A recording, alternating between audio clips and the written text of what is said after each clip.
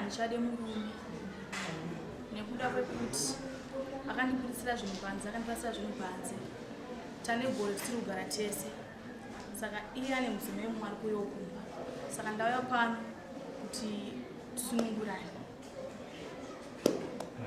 Iye shama rukunzwa zvitaurwa namadzimai avo anzi handichakuda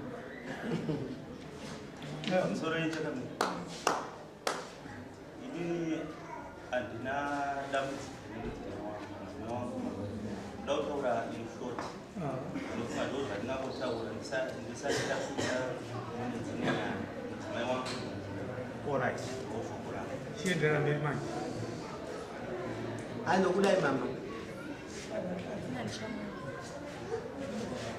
nemusai woza manduza kuti kune wanenzinagarinezi ndazvinzwa pane zvimwe izvo muda kuwedzera anondirova vana chikafu haatengeri anofonera masikana vake ndiripo wasafoni palaudi nchinhu zvavanenge vachitaura zvese saka iini handichadi. ikuru ndibatsire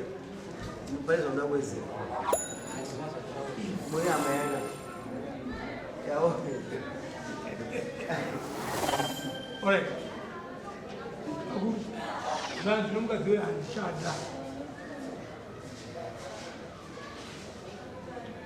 akusora ichanani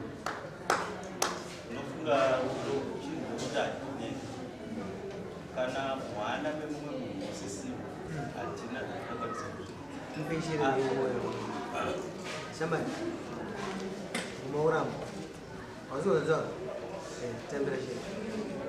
taurai amai muri kumurambira aiwa bvisai kushungurudza mai wotaura zvimwe zvisei kushungurudza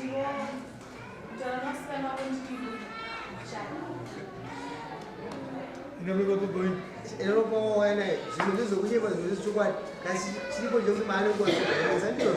hapasina rudo osanyepe kaunyaya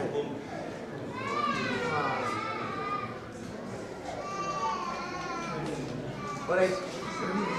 ndakusunungurai vanhu uyeshama rudo harumanikidzi ino rudo harurwadzi anoziva tenda mwana wasiwa rumpenyu eka